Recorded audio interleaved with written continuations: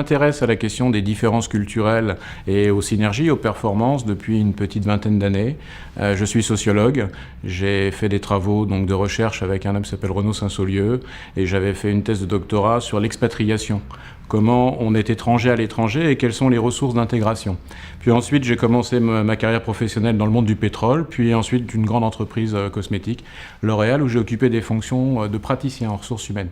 Et parallèlement à ça, je me suis toujours attaché à être au contact de publics différents. J'enseigne, je publie des travaux avec de nombreux collègues, dont Evald Moutabazi, avec qui j'ai écrit 2 livres récents sur le thème de l'interculturel.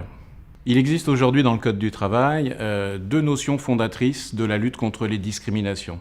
On appelle une discrimination le fait de traiter défavorablement un individu ou un groupe d'individus en situation comparable, c'est ce qui est important, en fonction donc de 19 critères qui vont être, je dirais, absolument essentiels quand on traite de ces questions. La notion de discrimination directe est une notion qui se fonde sur une intention. On a l'intention délibérée de mettre de côté sur un de ces 19 critères. Parmi ces 19 critères, le dernier qui a été ajouté à la liste, c'est celui de l'identité sexuelle. Une personne va passer d'un genre à un autre et cheminer sur le plan identitaire. Alors ces 19 critères, on peut en prendre quelques-uns, le lieu de résidence, le patronyme, c'est en soi signifiant, en fait, aux yeux d'un certain nombre d'employeurs, de compétences supposées. On peut penser, bien sûr, à la maternité, un retour de maternité. On peut penser aussi à une nationalité. 19 critères qui vont fonder une discrimination directe. Je mets de côté quelqu'un, sans même connaître sur le temps long ou moyen ses compétences à l'œuvre, je l'écarte.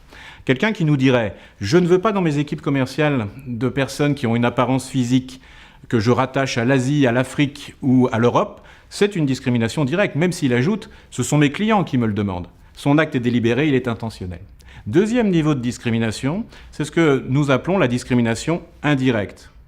Il n'y a pas d'intention, mais on discrimine quand même.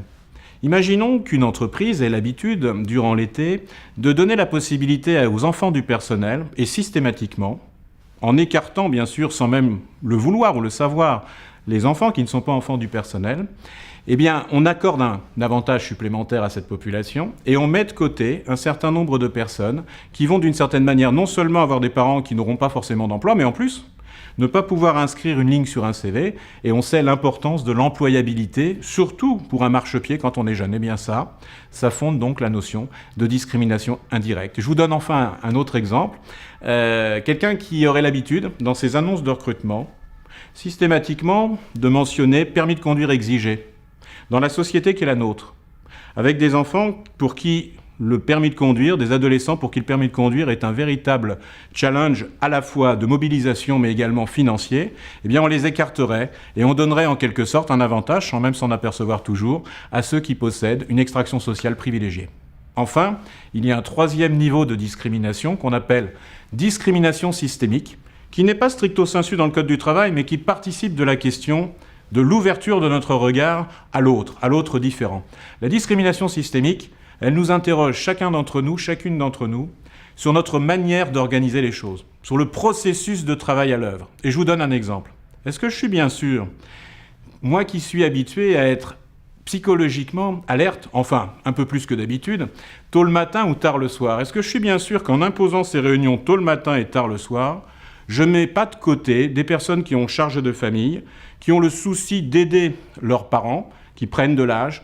Est-ce que je suis bien sûr finalement de ne pas imposer, en quelque sorte assimiler à l'autre mon modèle? Eh bien ça, c'est la notion de discrimination systémique. Enfin, 4e notion qui peut être intéressante par rapport aux synergies, à la création d'intégration sur le long terme de profils différents.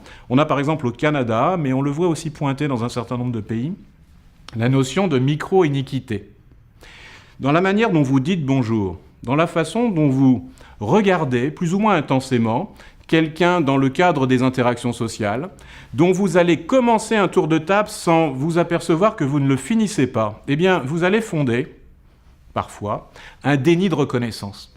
La personne va être, sans souvent vous le dire, va être sujette à se sentir mise de côté, mise à l'écart. Or, vous, dans votre manière de faire, d'opérer au quotidien, vous ne vous en apercevez pas. Cette question de la micro-inéquité, elle emmène parfois devant les tribunaux si les collaborateurs rassemblent ces faits. Or, ça nous pose à nous la question, y a-t-il derrière chacun de nos actes une règle de droit? Doit-on traiter de la question des différences systématiquement sous le sceau de la peur du gendarme? C'est une question passionnante, c'est la question de la lutte contre les discriminations et des synergies interculturelles.